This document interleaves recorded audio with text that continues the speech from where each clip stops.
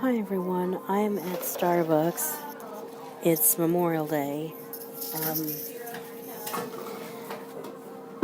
the place that I work at, we are open pretty much every day. I mean, we are an in-home care facility for people with special needs. We don't take days off. I mean, members of our staff take days off, of course, but for us to close down, we don't close down. But our meeting was canceled for today, so I went to a place that I've been to in the past, but I feel a little freer to talk about it now. And I also, after I got done with that, I am here at Starbucks, and I thought I'd just sit and vlog.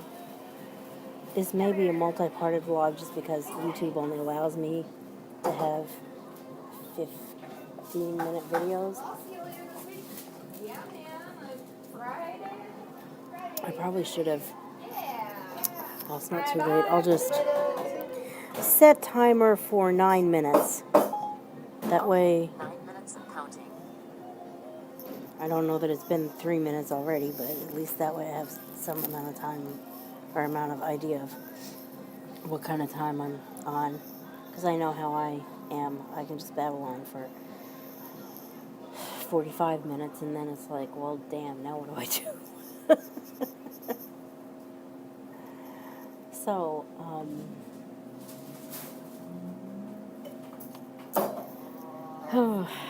I really, really, really wish I had either a braille display or a note taker to see. Most people have whatever you might have. An iPhone that you... Well, first of all, let me explain about an iPhone. An iPhone, if I wanted to put everything I wanted to write about or vlog about or whatever into the Notes app, I probably could do it.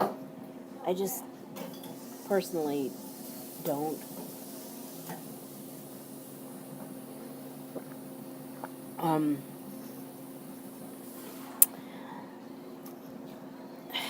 But, you know,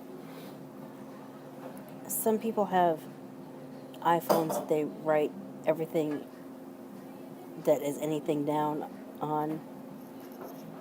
Some people have,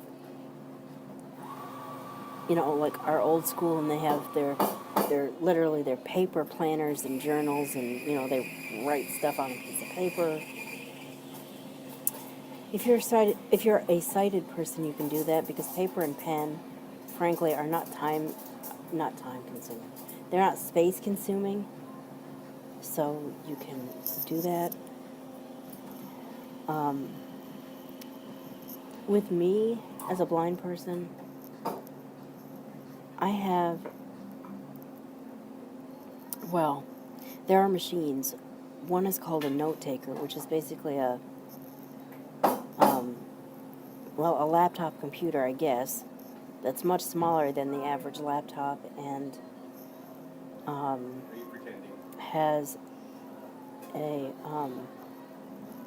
instead of having a monitor, it has a line of braille cells that you can touch it and read. You know, if you read braille, you can read what's on what it is, and you can also have it speak to you. That's what a note taker is. A braille display is something that lets you write down some things, but it's not. There's a lot of things, or there's some things that it does that a note taker doesn't do, and it doesn't talk at all. Now, the Commission for the Blind has gotten me a braille display, and they were not going to get me another note taker. Let me back up. This is going to turn into the story about my technology.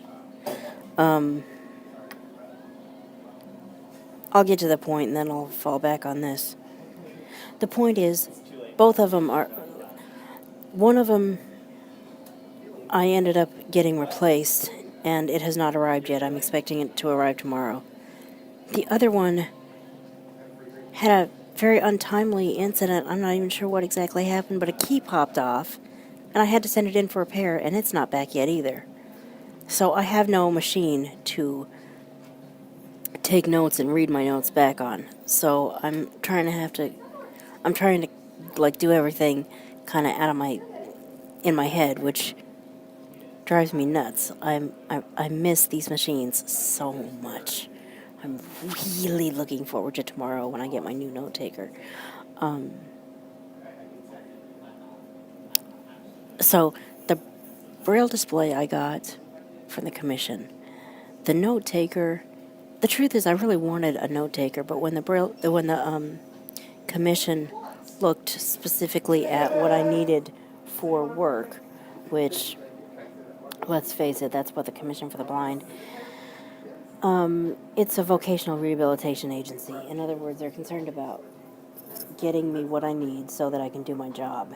And when they looked at the fact that my boss said specifically, I don't want you coming to a meeting and having a machine read out loud to you what I need you to read. I need you to read it with your fingers. That need was best met with a Braille display. On the other hand, I've been using note takers for years, and my note taker was 6 years old, and it was having problems that were getting, pretty bad, and I really wanted to get that replaced. That's, honest to goodness, that's what I wanted. But the commission, I even went ahead and leveled with them. I said, here's what I really wanted to do. And the commission says, well, I understand that, but we can't justify spending the extra money that it would cost us to, we're a state agency, blah, blah, blah. When you look solely at what your job is, the equipment that we've gotten you really is the best to meet those needs. And I couldn't really argue with them. I mean, they're right, but that still didn't mean I was going to just settle for only a Braille display. So I went ahead and sent the old note taker, which it's actually called a Braille Sense. I sent that in to get repaired, and they said, well, here's the first problem with it. That's going to need to be replaced, and that's going to cost this buttload of money. And I was like, well, I guess I'll go ahead and I can't really afford that, but I guess I'll put it on the... I'm not going to talk about the money thing. That's a whole separate thing. The point is, I couldn't afford for any of this to happen, but it ended up having to happen. So what I ended up doing was my aunt, let's just say she helped me figure out how to finance it. That's all I'm going to say about it. She helped me figure out how to finance it. But the bottom line is, first they said, well, here's this problem. Yeah, the Braille display is old, and really the whole display needs to be replaced. I was like, okay, I guess we'll do that. And then they called me back and they said, actually now, when we look at the keyboard, there's an issue with that too, because it's a QWERTY keyboard, and the way those QWERTY keyboards are made, one key gets screwed up and the whole damn keyboard has to be replaced. That's a pain in the butt and in the pocketbook, because those damn things cost like $350 or something to replace. And when he called me back to say, okay, now we've got an issue with the keyboard, what he actually said was, okay, so now on top of that, we've got this problem with the keyboard, and I want to ask you, there's a newer um, device out there. It's called the Braille Sense U2. We want to offer you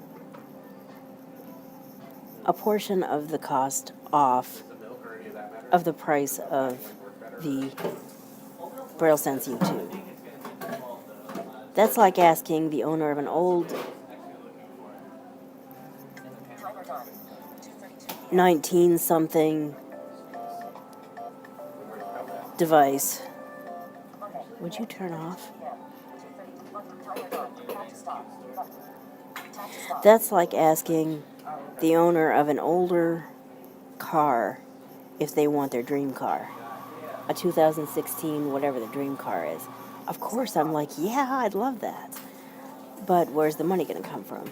And like I said, I thought about this for weeks, 2 or 3 weeks, and I finally ended up going, well, I can't come up with an option that would really work here. I'm going to have to go back to my aunt, who I don't like to have to go to her for financial problems. But I went ahead and wrote this painstaking email and sent it off. And as far as I'm concerned, though, I'm getting a reward that I deserve. She said, here's how we can finance this. Let's make this happen. And I'm getting a Braille Sense U2. And I'm thrilled about it, and I'm excited about it. And I'm having to call this part of the vlog over because I think we're probably at time or nearing time. So stay tuned for part 2.